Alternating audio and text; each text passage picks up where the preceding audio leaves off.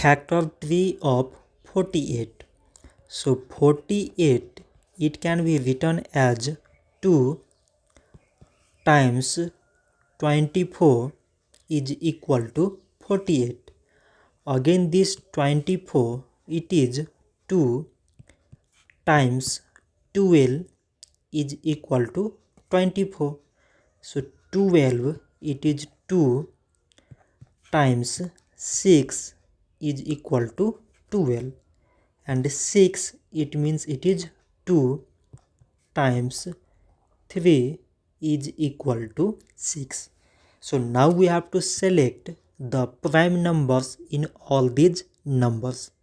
So prime number we have is 2, 2, 2, these 2, and at last 3. So we can write 48 is equal to product of all these prime numbers. So that is 2, this 2, this 2, this 2, and at last this 3. So this much for today, and thanks for watching.